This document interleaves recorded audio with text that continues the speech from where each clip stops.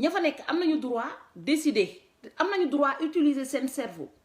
tey boo leen gisee suñu doom yi yëpp tey une bonne partie des enfants parce qu'on va commencer de l'enfance jusque là pour voir où se trouve le problème tey ñun suñu doom yi si boppam vrai lion maa leen nuyu bu baax baax dañ leen Fadiga si maa leen nuyu dañ leen privé ak Baye Thiam réfléchir dañu leen noot dès le bas âge xale bu wax ñu ne la da nga war a yar waroo wax boo doon jàng sa leçon sa yaay yónni la ne la dama jënd ji soble da ngay wàcc leçon ba dem jënd ji soble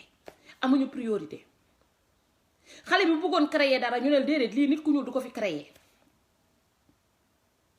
loolu dem ba nga xamante ne tey ñépp a ñu raw ñun ñoo jël ndaare te bu ñu nee Sénégal 25e pays le plus pauvre au monde parce que xale yi dañ leen ne bu leen réfléchir obéir leen te ña ngeen di obéir dañu toll ba nga xamante ne jamono bi suñu yaay doon obéir sax ña ñu doon obéir ñooñu dañoo nitee ñooñu dañu nekk ay mag yoo xamante ne kilifa lañu dëgg la ci dox lañ dëgg lañ doon dox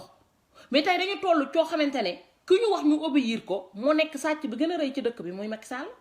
moo dàq fen ci dëkk bi muy Macky Sall moo dàq rambaaj ki gën a rambaaj ci dëkk bi nga xamante ne day jaxase ñëpp Macky Sall ñu ne moom la ñu war a obéir man maa obéirul nag man je suis libre comme le vent ku mu neex na dem obéir ne day obéir Macky Sall ay doomam sax caatam boobu noonu mbambayam boobu nga xamante ne bopp bi xaw naa dem sax xale bu ndaw bi caatu Macky Sall moom sax nee na du déglu baayam ndayam lay déglu parce que moom analyser na cerveau papam ba xam na ne pap ji cerveau bi dem na dootul ñëwati c'est comme doomu Macky Sall bi nga xamante ne 15 ans la am 14 ans la am nee na moom du déglu baayam ndayam lay déglu léegi ñun ngeen bëgg ñun magum jëmm yu yàlla may esprit nañu réfléchir leen defar seen avenir ngeen nañu topp ki nga xamante ne ay doomam duñ ko déglu na commencé yar waa doomam ba pare famille am ba pare moom na yaru ba pare moom na loxom set ba pare mu doogay mën a ñëw nag ñu ne ñu déglu leen topp leen ginnaaw Macky Sall ñu topp ci ginnaaw Macky Sall mais fii ak yéen seen constitution boobu noonu dafa tilim dafa dafa xasaw mooy constitution Macky Sall boobu noonu ñoo ciy riiju ba ci ko ndar kàmm man de maam dama topput yàlla dafa ma may cerveau je suis pas derrière un gros mouton cochon boo xamante ne ni Macky Sall la may continuer leen naan da ngeen di obéir Macky Sall yéen ñëpp léegi góor yi yëpp am ween mel ni Macky Sall continuer leen ngeen naan da ngeen di obéir ni Macky Sall yéen ñëpp góor yëpp dinañu ëmb ni Macky Sall di ngeen ni biiram bi ëmbee yéen ñëpp di ngeen ëmb góor yi nekk Sénégal yëpp da ngeen di obéir gis nga ki toogoon noonu dem fekk waa aar lu ñu bokk commencé naan waa léegi dootuñu bàyyeeti ku saaga suñu constitution moom sax dafa ëmb góor yi topp ci ginnaaw Macky Sall yëpp ne dañuy obéir Macky Sall ñoom ñëpp dinañu ëmb benn par benn dañuy continuer nag yegg si Sénégal ñu ne góor yi Sénégal yi kañ la ñuy accoucher man maa obéirul Macky Sall tey lii dafa ëpp li ngeen di def nii dafa ëpp ñun dañoo noot ñu ba nga xamante ne mënuñu créer dara suñuy doom ñu bëgg leen naa nootaat encore ba duñu créer dara ku ñëw yéeg suñu kaw commandé ñu parce que dañu séquestré ñun ñoo bëgg a xàppi bo ñun ñoo bëgg a xàppi ñi ñu séquestré sax bu ñu nite woon ñu mën a wax mais góor gu ëmb gi nekk ci palais am wen di waaj a nampal man kooku duma commandé Macky Sall maa bañ ko duma commandé nii duma commandé na le ñenn ñi nag waa APR parce que le truc guerre bi commencé na gis nga guerre bi dinaa leen ñamal tuuti ci guerre bi parce que manifestation bi am barki démb nga xamante ne directeur RTS boobu noonu fii pa ñimbe boobu nga xamante ne même première jabaram bi mënu ko woon garder tellement que dafa con jabaram boobu tudd lii ka mënu ko woon garder tellement que dafa con jabar ju bule ka kooku tey moo war a mën a réglementer télévision yi mais li ngeen di nëbb waa Sénégal ñun ñoo ñëw wane ko fii nii ñun ñoo ko fii ñëw wane affaire bi nag c'est un peu choquant ñi nga xamante ne ils sont un peu fragiles un peu sensibles mun nañ bañ a xool image bi parce que du ma leen nëbb man mii di leen won image bi sax j'avais du mal à regarder l'image ay nervis wu Macky Sall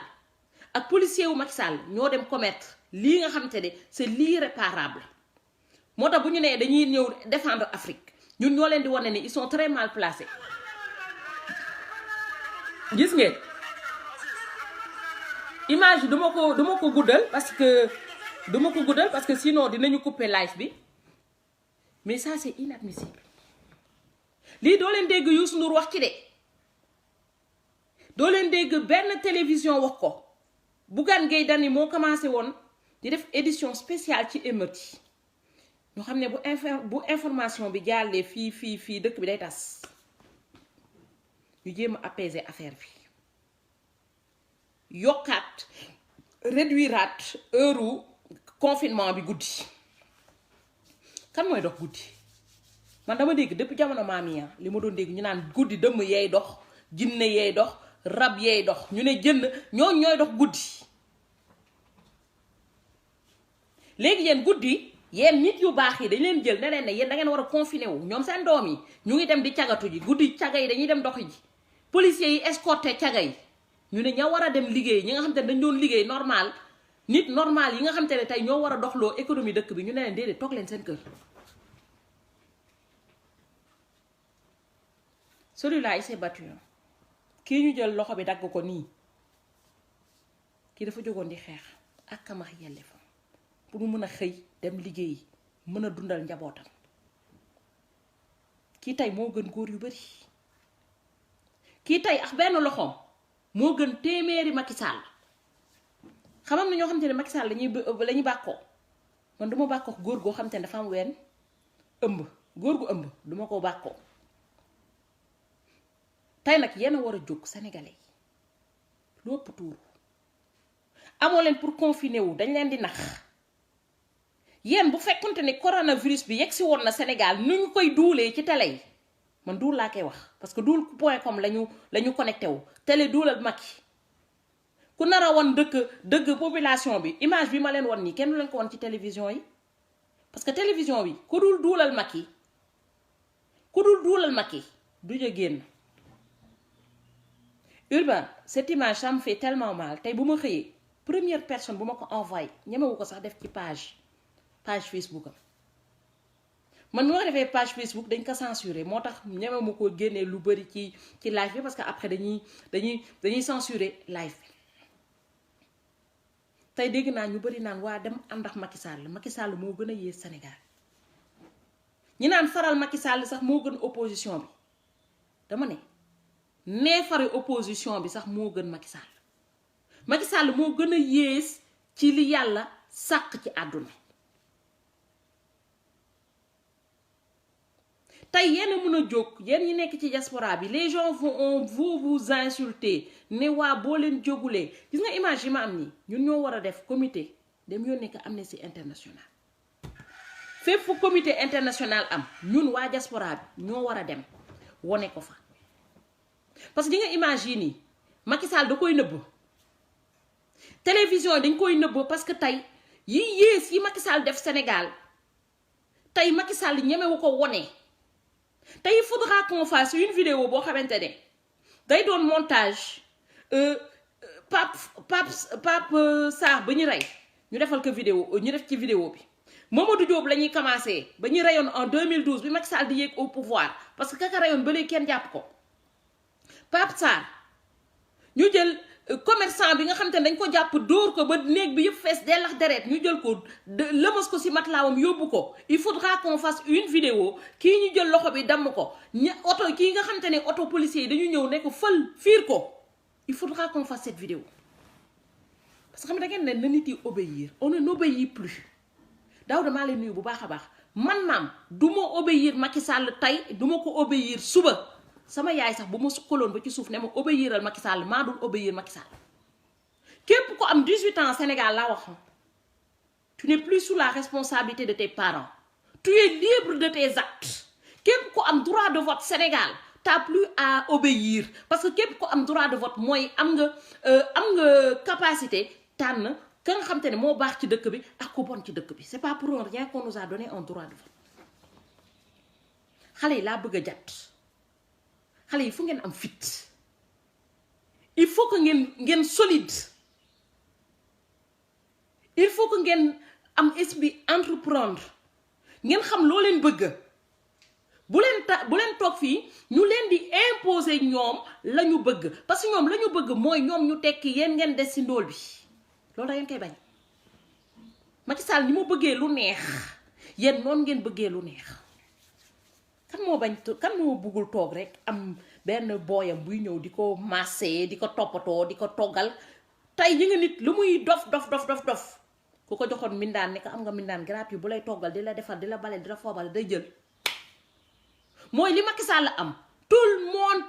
rêve de l'avoir mais yéen si vous voulez l'avoir il faut se battre. si vous voulez l'avoir da ngeen di wan ne Macky Sall ni mu amee ay droit yéen noonu ngeen amee ay droit. bi ñuy def droit de l'homme waxuñu ne Macky Sall moo leen fa ëpp droit ëpp fa kenn droit institution bi ñu leen defal nii dañ leen koy naxee mbaay. institution sax bu ñu koy def dañu koy def ci anam boo xamante ne dafa arranger population bi yépp non pas institution boo xamante ne dafa arranger président de la république arranger ministre arranger député ak ñam xaay si dëkk. tey xaaruñu xam nga Pape Sarr xaaru gu ñu Macky Sall yéeg ci kaw de yàlla dinañu àtteex moom non c'est trop long parce que sénégalais booy wax waa ñun de dañuy toog xaar yàlla dinañu àtteex moom moo tax Macky Sall gën a boof. Macky Sall mi yàlla rayagu ko de ma wax leen ko Moïse Ambroise Gomis yàlla na suuf sedd ci kawam moom yàlla yóbbu na ko ñu baax ñi ñëpp. Sidi Lamine Niass yóbbu na ko yàlla dina jël ñu baax ñi ñëpp waccal ñu fi ñu bon ñi ne ñu régler leen seen compte ñun ñu toog naan déedéet yàlla kañ di leen yóbbu. gis nga bu ñuy xaar yàlla yóbbu Macky Sall moo fiy dem dund ba 100 ans ñun ñëpp dinañ dee te duñu mës a xam bonheur xamuñu la ñuy fekk ji si kawam parce que lenn la buñ fi génnee Macky Sall sax xëy na xale yu bari nañ am chance am liggéey wàññi seen bàkkaar parce que ku am liggéey am xëy di lekk di naan di yeewu xol bu sedd dangay wàññi say bàkkaar mais gis nga boo leen fi wàccee Macky Sall da ngay di yokk seen bàkkaar ci nan saay boo leen di xëyee seen xol yi mooy bon ku ci amul lu mu lekk amul lu muy liggéey bu paree dina dem agressé yokk ay bàkkaar tey génnee fi Macky Sall mooy wàññi seen bàkkaar mooy yokk seen confort li gën a bon ci àdduna Macky Sall moo leen ko teg Macky Sall moo gën a yées si yàlla ñi yàlla sàkk yépp Macky Sall moo ci gën a yées tey on a des enfants yoo xamante ne tey tout le monde est responsable de ces enfants qui sont au Sénégal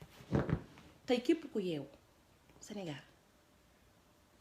muy ku cuune ki mooy ko xam te am na courage de damay dem xeexi ji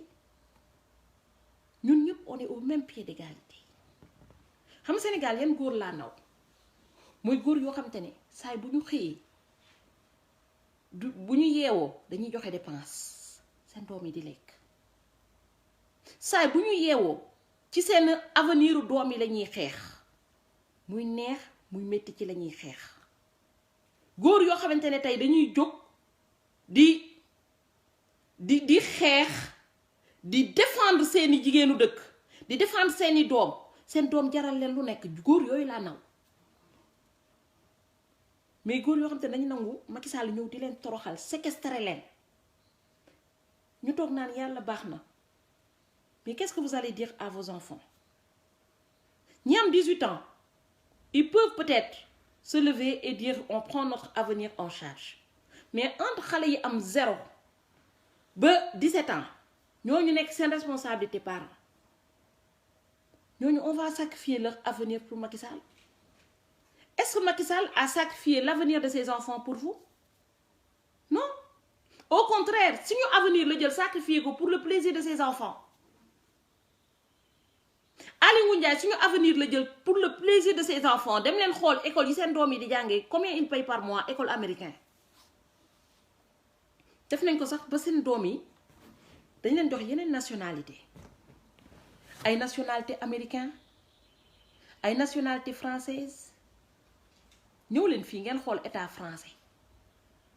français balaa mu lay mën a jox nguuram da ngay doon français 100%. Mbaye Ndiaye maa ngi nuyu bu baax a baax ngay nuyoo France di tàggoo France boo jëlee retraite président bi bu jëlee retraite ci nguur bi bu wàccee day toog ci biir dëkk bi wut fa appartement saay bu ko état bi soxlaa mu ñëw di joxe conseil ñun dañoo yeba ñun ñoom saay bu ñu génnee ci nguur bi dañuy dem colonie de vacances quitté dëkk bi xamatuñu sax dëkk bi ni muy demee. Abdou Diouf on le paye il a une retraite à vie ñun ñoo koy fay à vie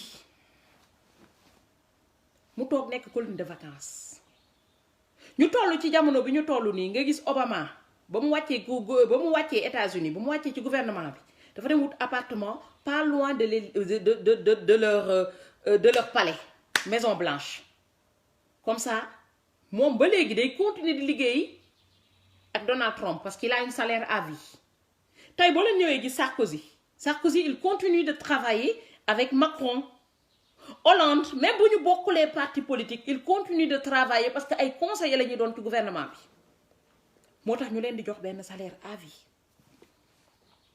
léegi ñun ana Abdou Diouf ana Senghor ñun Senghor xamuñu ko dañu dégg Senghor bi ñu wàcc ci gouvernement bi boobu peut-être ñun à peine ay 3 mois la ñu amoon wala 1 an Senghor ci la pare jógee Sénégal dem toog fële ñu koy fay. kenn lijjantewul Senghor ba Senghor dee ñu indi ñu koor bi Abdou Diouf pareil bu deewee ñu indi ñu koor bi léegi dans tout ça ñun Sénégalais yi du ñu jóg xeex suñu àq suñu yelleef ne président yooyu noonu comme bu ñu jëlee retraite nekk ñu ci dëkk bi continuer di liggéeyal ci dëkk bi Abdou Diouf yab nañu yabaay boo xam te ne toog na ci télévision bi nee na moom dafa waatoon ne dootul waat ci Sénégal mais ba mu waatee ne dootul wax ci Sénégal est-ce que waat na ne dootul jëlati salaire u Sénégal. Il est payé à vie. Il est payé à vie.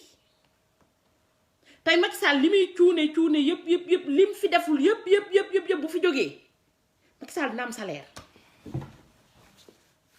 wàcc ñoo suñu ndóol ñun ñooy ndóol Macky Sall du ndóol. tey boo leen jógulee lijjante mbiru Macky Sall ñu rey fii li ñuy naan dictature ñu dugg définitivement ci li ñuy wax démocratie. parce que ñëpp nee nañ démocratie du def lu la neex mais démocratie aussi du ñu jël la noot la nga topp ci ginnaaw Macky Sall nekk ay tutoom démocratie mooy am nga kàddu ci dëkk bi mooy tu as le droit de dire non tey li mu jël Abdou Karim ne ko ràpp tëj ko ci kaso bi génne ñu Bougazelli c'est parce que ñun suñu bopp ñoo jógagul xeex suñuy ak suñuy ak ñun dañu toog lu ñu Macky Sall def loo ñu def ka tey kenn personne ne va dire que je ne sais pas tout le monde sait tey ñëpp xam nañu lépp li xew ci monde bi yëpp vous êtes au courant presque ñëpp am nañu connexion ba ci salaire u Macron bu ñu demee ci internet bi on connaît son salaire da ngay tapé ñu ne la salaire Macron mu ngi nii Macron yabul waa dëkk bi ba di leen fen ne leen ne salaire u 1000 euros la am fekk 15000 euros la am Macky Sall rek moo yeb waa Sénégal di fay boppam salaire bu ko mën a may oto buy jar ay milliards ba pare ñëw nañu ne salaire u 1145 euros la am mu ne SMIC lay touché Macky Sall nee na SMIC lay touché moom rek laa gis SMICard boo xamante ne oto bu gën a cher sur terre lay dawal ñun on est là maam Xaadim maa ngi nuyu bu baax a baax ñun ñu ngi nii ñu ne duñu xeex dañuy xeex man de damay xeex ku ñàkk fayda ne duma xeex damay xeex ba dama ca yax ba ñenn ñi ne bu la neex ñun non man duma xeex ak nguur duma defar lii ñun man maay xeex ak Macky Sall bu ma gàjjee ma fayu c'est pas parce que président de la république rek am na droit gàjji nit yi bu ma gàjjee damay fayu bu defee kaka sama kaw ma def kaka ci kaw du yàlla du yonant en 2020 yàlla waxu amul benn prophète bu ñëw annoncé woon ñu ne am na beneen prophète buy ñëw bu tudd Macky Sall doomu jaaykatu gerte la woon mooy yaayam dafa ndóoloon comme ñun yaayam wacc fi benn patrimoine nag moo wax leen ko amul benn jaaykatu gerte Sénégal bu waccal ay doomam patrimoine ay milliards konoon ku nekk dem jaay ji gerte tey bu fekkonte ne gerte day joxe ay milliards lëg Marème da doon jaay gerte non kumbati boo waccalu ko fi patrimoine jaay gerte mais c'était une digne dame nag parce que kumbati mboo kenn mosulaa ne dafa sàcc kenn mosulaa wax ne dafa triande gore yemlu woon boppam ci jaay gerte bi moo tax mu dee gore mais malheureusement des gens comme ça xëy na tey bu kumbati mboo doon dund xëy na Macky Sall duñu tutoyer parce que na am koo xam te ne yaay boo xam te ne na toog di ko remettre les pendules à l'heure mais yàlla daf ñu jëlal mère bu baax boobu noonu waccal ñu fi la grande sorcière mooy yaayu Marème Faye Sall mu jël adopté nag Farine ne ko kaay domte ko comme un bon voleur moo tax famille ba yëpp ñëw di sàcc moo ma ne yàlla dafa jël ñu baax ñi ñëpp di leen yóbbu yenn saa yi nañu ñaan yàlla mu waccal ñu au moins quelques nit yu baax yoo xam te ne nañ toog dañu ñaanal dañu saaxul pour que au moins affaire bi mën a jaar yoon parce que affaire baa ngi bëgg a ëpp tout loxo mu ngi bëgg a ëpp loxo torop Macky Sall nag dafa dagg loxo nit ki wan naa leen ni mu daggee loxo bi ba loxo bi di damm deret bi di tuuru xamalal la pour mu tiital ñu tiital bi mooy lan genre yu mel ni maam bu fekkee dañu xaw a tàppet comme ça bu ñu déggatee manifestation bu ñu génn parce que ñaan sama loxo dina fa des il faut être téméraire avec Macky Sall. Macky Sall bi muy dem di attaquer Laye Wade il était téméraire il y avait pas plus courageux que Macky Sall dafa demoon taxaw ci kanam jongante naan waa bu kiiwulee dañ koy jëlee ci palais bi Macky Sall bu fekkee ni góor yi amuñu kuy dem génnee la ci palais bi man ñun ñii sax ñun jigéen ñi comme yow ñun ñoo yem da nga am ween ñu am ween da nga am taat ñu am taat da ngay ëmb ñuy ëmb ñun jigéen ñi nañ la jël si léegi fu mu nekk nii soit góor yi ñu def seen liggéey soit ñun jigéen ñi ñu def suñu mbootaayu jigéen dem jàkkaarloo Macky Sall parce que soit l'un soit l'autre soit góor yi ne ah ñun dañuy jël suñu fit takk ko dem affronter Macky Sall ndax duñu seetaan jigéen di fi xeex soit ngeen wàccu ñoo Macky Sall am na ween am na biir am na taat am nañu ween am nañu biir am nañ taat ñu dem jàngante Macky Sall parce que ñun jigéen ñi ëppale wuñu dara moo ñun ñoo koy defante tey vous avez le choix parce que fu mu yàgg mu teel mu yéex mu gaaw dañuy dem affronter Macky Sall ñeneen ñi waa gouvernement la Macron sax bu ñu woowoon ñu toog wax ko li Macky Sall def ci dëkk bi Macron ci boppam dina xëcc ay noppam parce que Macky Sall li mu nekkee du dëgg te du yoon ndayam waccalu ko fi benn patrimoine yaayam waccalu ko fi benn patrimoine biir bu rëy sax ak taat bu rëy ak ay ween yaayam waccalu ko fi ndax ba mu doon lekk ci lekk bi ko yaayam doon toggal boobu amuloon biir amul ween ba mu commencé di consommer ci xaalisu gouvernement bi la taat bi commencé pousser ween yeex biir bi kon ñun on a le droit et le plein droit d'en parler et on est bien placé pour en parler tey Macky Sall man j'appelle tout le monde xam nga woon naa leen photo yi j'en suis sûre que am na ñoo xamante ne tey dina yàq seen journée moo tax bëgguma sax joxe yeneen image yi parce qu'il y a eu des images choquantes yoo xamante ne doo leen ko gis ci benn média vous n'allez nulle part le voir même bu ma koy partager sax damay xool ñu ma koy partager parce que lii mën na choquer nit suñu mbokk yi nekk Sénégal lii lañuy dund ñi nga xam dañuy dem di xeexale ji ka nekk États-Unis nga xam te ne policiers yi ñoo ko rey anam bañ ko reyee sax rafet na c'est très joli tey ni ñuy traité suñu dëkk suñuy nit rey ñu leen de mais dafa mel ni rey nañ leen ndax kii ñu dagg loxoom ba loxo bi di lang kooku genn wàll nit la c'est fini xale bi auto policier yi ñëw fiil ne ko temps kooku genn wàll nit la c'est fini lan la ñu ëppalee ñi koy def États-Unis et l'Union africaine ne va pas en parler lan la ñu ëppalee violence policière yi nekk France l'Union africaine ne va pas en parler personne ne va en parler léegi nag ñenn sénégalais yi ne bu ñu nekkee ne ñoom dañoo yaru ñoom dañuy dégg nguur yaru woo leen de da ngeen con vous êtes des esclaves vous êtes soumis ñi naan dañu yaru du yaru de vous êtes soumis vous avez décidé d'être soumis en 2020 yenn yi du yaru soumission la parce que yaru day ànd ak raison ku yaru day utiliser waale xelam mais boo demee ba nga xamante ne sa xel danga ko jël teg ko fële di topp sàcc bi gën a rëy ci dëkk bi di topp góor gi am ween góor gi am taat yenn góor yi topp nañu Macky Sall ba am taat am ween foog nañ ñoo téegal maamu gaynde bi parce que dëkk bi dañu wàcc ñi am taat am ween ñi ñami ci dëkk bi tey ñun ñoo war a jóg on doit se lever parce que challenge la xeex bi ñuy xeex ni challenge la ñun en tant que sénégalais en tant que noir challenge la parce que dañu am la nga xamante ne outil boo xamante ne daf ñu permettre pour ñu dabee mu nekk internet on peut tout apprendre sur internet tey c'est plus le moment d'être soumis Ousa maa leen nuyu bu baax a baax c'est plus le moment d'être soumis tey dañu war a utiliser suñu xel pour wan fan la ñu mënee tey boo leen nangoo topp ci ginnaaw Macky Sall comme ay tuto mooy vous ne voulez pas vous identifier, vous voulez pas vous imposer et c'est le moment pour qu'on s'impose xam nga dañ ñaan tubaab bi ñu nax tubaab bi ñoo yem mais comme ñu nax tubaab bi ñoo yem am nañu xel on veut pas être soumis avec par rapport aux blancs mais on veut pas non plus être soumis par rapport à nos dictateurs affaire bi si sens yi yëpp la bu ñu nee liberté c'est partout nga xëy nga ne non man sama vision tabax kër la nga toog nga am droit wu def ko ni nga ko bëggee nga jóg ne man bii liggéey laa rêvé def ko dama bëgg a nekk ki gën a xarañ ci bii domaine mu nekk technicien mu nekk lu munti doon nga am liberté d'exercer cette fonction là et qu'on te donne toutes les chances l'égalité des chances tey on n'a pas cette égalité des chances tey am na ñu bari ñu mel ni ñun dañuy nekk fii lu mu métti dañ naan non Europe neex na mais bu ñu sañoon suñu kër baay bu ñu sañoon suñu dëkk mooy mel ni Europe ndax dëkku baayu jàmbur neex na sa dëkku baay neex na moo ko dàq moo tax ma gisee ñenn ñi naan sama passeport mais am passeport u dëkku baayu jàmbur am passeport sa dëkku baay moo ko dàq moo tax tey bu ñuy xeex on doit se battre tey suñu fierté mooy ñu ne Sénégal bokk ni ci dëkk yi gën a développé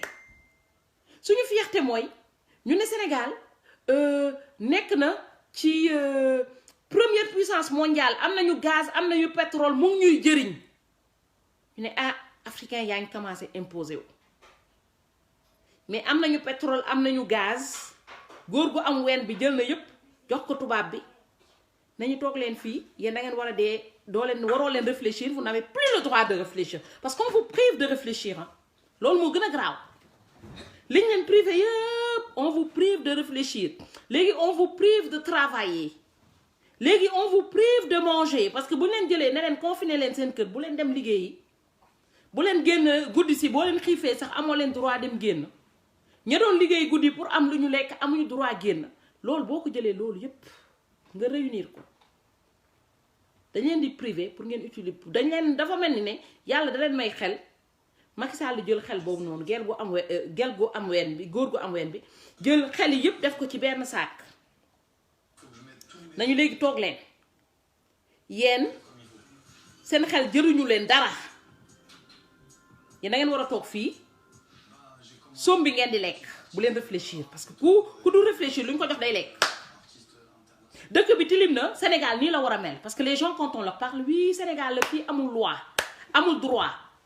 ñu teg leen ci dëkk boo xamante ne dañ leen ne yéen vous n'avez droit à rien du tout soumis jusqu'à l'extrême xanaa Jésus sax ba mu ñëwee soumission bii nii te nañ ne yàlla moo ko yónnante yàlla ñëwuñu woon nañu ne jël leen teg seen xel ngeen teg ko fële ngeen nekk ay tutu topp moom si boppam joxoon nañu liberté de penser Florian Pagny sax mu ngi koy woy liberté de penser ñun tey liberté de penser boobu dañ ñu ko xañ ñu ne ñu da ngeen war a yaru dañuy wax yaru ak yaru c'est pas pareil xool leen suñu doom yi comment ils sont coincés lu ñu bëgg a wax ñu leen temps xale du ko wax xool leen doomu tubaab bi nu ñu friwee ils ont la liberté partout bu ñu gisee quand ça va pas ils le disent seen papa bu fenee dañ ko naan papa tu mens y a pas de mal pour papa ji mën a bàyyi fen bu mag ji fenee ñu nekk bul tu mens mu mën a bàyyi fen mais ñun loolu yëpp duñ ko démontrer duñ ko wax ñun on est soumis jusqu'à s'adapter au mensonge s'adapter au vol moo tax ñu ne leen Sénégal kenn amul droit ne Macky Sall day fen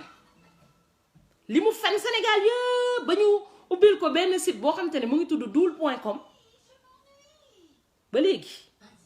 am na ay mag yoo xamante ne dañ naan déedéet noppi toppal ci mag biy fen léegi nag ñun gis nañ ne tubaab yi seen doom yi seen baay yi bu ñu fenee wala seen yaay dañ ko naan maman tu mens wala papa tu mens te jig na leen ñoom ñu ngi avancé bokk nañ ci première puissance mondiale yi moo tax ñun tamit léegi Macky Sall dañ ko naan Macky Sall tu mens comme ça ñu mën a bokk ci première puissance mondiale bi portable nag déchargé wu na maa ngi leen di ñaan ngeen partager vidéo bi n'hésitez pas à mettre vos commentaires parce que liberté de penser la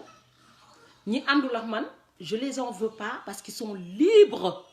de penser lii la ñuy wax démocratie tey munu man ne man rek may xalaat Sénégal ñeneen ñi duñu xalaat non ils sont libres de penser ñu toog ne maam dof la ils sont libres parce que tout ce que je sais c'est que je ne sais rien et je suis à la recherche du savoir moo tax sama xel dama ko jël ubbi ko avec un esprit ouvert te maa ngi ñaan yàlla tamit Macky Sall moom mi nekk président de la République du Sénégal mu dem ci phase finale parce que le jour qu'il comprendra qu'il sait rien il va commencer à se mettre à la quête du savoir mu commencer remettre en question sa personne lui-même lan moo tax sénégalais yi bëgguñu ma lan moo tax maam di ma xas lan moo tax Assane Diouf di ma xorom lan moo tax Karim Xuruxa génn di kaas le jour qu'il commencera à se remettre en question le jour là il sera à la quête du savoir tey dof yi fi nekk yëpp naan Macky Sall mooy constitution amul bu fenee nañ ko faral dimbale wuñu Macky Sall Macky Sall moo leen gën a jàng philosophie c'est pourquoi je te renvoie la balle Macky Sall remets-toi en question il est temps de se remettre en question parce que tôt ou tard la sentence sera rude kii nga dagg loxoom tôt ou tard dina am vengeance ñi nga rey seen doom tôt ou tard dañu am vengeance il faut que nga toog xalaat est-ce que ña nga rey seen doom est-ce que tu avais le droit de tuer leurs enfants est-ce que ñi ngay privé lekk tey ñi nga wàcc ci bonheur jël seen xaalis yëpp séquestré ko est-ce que c'est normal ou c'est pas normal est-ce que Macron bi nekk sa baay parce que mooy sa baay Macron rek laa gis xale boo xam te ne moo accouché ku ko mag ça m'étonne pas que nga am ween am taata parce que xale moo la accouché Macron bi nekk sa baay jëlul lépp def ko ci comptam ne waa dëkk bi toog leen naan soom bi léegi yow nga war a réfléchir ne comme moom def ko xeetam lu tax man ma koy def sama xeet Macky Sall sa frère nee na sa ndey ba doon jaay gerte caaf dala daan yónni ngay dem di lebi ji dépense ñun ñëpp xam nañ ne Sénégal am na ñu bëri 50% 90% des Sénégalais ku ci nekk sa yaay mos na laa yónni ne la demal ca borom boutique bu mu lebal la dëwlin wala mu lebal la dépense wala mu lebal la lii moo tax ma lay delloo si waat ne la Macky Sall loolu mu ngi am Sénégal ba léegi saay boo xëyee jël sa compte def ko xaalis ba mu fees xalaatal ni kumba timboo ba mu la doon yónni ne la demal lebi ji dëwlin wala demal lebi ji dépense sa dëkkandoo ba tey Sénégal am na ñoo xam te ne saay bu ñu xëyee bu ñu ko amulee dañ koy lebi ji plastique yu bon ya nga doon sol muy metti nga xaw koo fàtte tuuti saay boo jëlee ay milliards def ko sa compte xalaatal ne tey Sénégal am na ay xale yoo xam te ne plastique yooyu sax amatuñ ko am na ñuy doxee tànk ku neen Sénégal ndax amuñu njëgu plastique boobu noonu te yow ba nga doon sol plastique boobu da nga doon jooy ndax ñaanoon nga yàlla génn ci plastique bi Macky Sall saay boo tiimee lekk di lekk boo dànkee benn dànk ñaar ñett jógal suur parce que xalaatal ne tey excès de graisse bi nekk sa yaram boo ko réduire woon dundaloon na ay xale yu bari parmi les 35 000 enfants de la rue tey bu ñu ne insuffisance alimentaire tey boo demee xool Sénégal bokk nañ ci dëkk yoo xamante ne am na ñu bari bu ñu xëyee bu ñu añee duñu reer mooy sa coût de vie tey soo ko wàññi woon tuuti dina yokk dina améliorer condition de vie wu beaucoup de Sénégalais tey looloo tax nga gis ñëpp di la xorom matin midi soir parce que lu gën a bon mooy baadoola bu amul xel lu gën a bon mooy baadoola bu xokkoon lu gën a bon mooy koo xamante ne dafa dem ba am mu foog ne kenn warut a am ñëpp lañu war a jël teg leen ci benn séquestré te yow da nga am problème boo xamante ne mooy da nga jaaroon ci lu métti nga bëgg ku nekk jaar ci lu métti du loolu mooy àdduna yàlla bu lay ndee ba fii nga jaar fu métti danga naan man dama doon lekk sombi bi ma amee âge bi ñaanuma yàlla ñi ma fekk jiite leen ñuy toog di lekk somme bi ndax xam naa lan moo nekk ci somme bi tey li ñuy subir loo yépp tu l'as vécu saa yi boo toogee Macky Sall ba nga am bonheur réfléchis retourne ton esprit en enfance moo tax yenn saa yi il faut ngeen defal live psychologie à Macky Sall ngeen di ko rappeler enfance am benn par benn comme ça li mu doon refouler parce que des fois l'enfance ça se refoule dans ta tête mu jox la benn folie boo xamante ne bëggatoo ko dund da lay def amnésie tey Macky Sall dafay dund amnésie wu enfance am parce que dafa jël li gën a métti ci enfance am mu refouler ko dans sa subconscience tey loolu il faut ngeen jël ko tegal ko fii ngeen won ko ne ñu on est le reflet de son enfance Macky Sall ñun ñi nekk ci internet du yuuxu matin midi soir on est le reflet de ton enfance la nga defoon 2012 pour mën a améliorer ta condition de vie xamal ne fañ la fekkoon bien avant 2012 mooy ba nga amulee woon dara ba Aliou Sall doon jaay mbuus ñun stade boobu lañ toll te ba nga ca tolloo woon da nga révolté woon c'est ça qui t'a mené à rentrer dans la politique tey nag fa nga toll noonu tollu woon avant ba mu tax ba nga ñëw ci politique bi pour mën a améliorer sa condition de vie ñun foofu lañu toll moo tax tey quand tu vois maam xalaatal sa enfance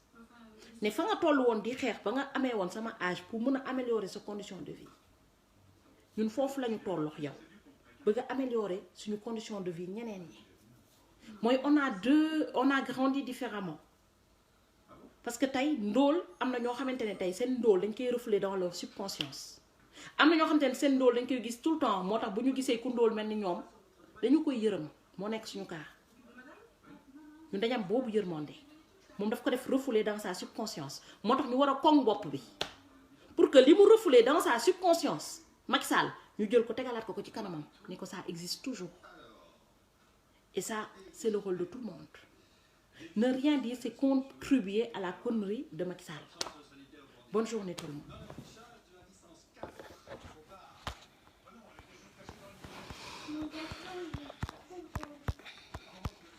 J'arrive même pas à éteindre ton...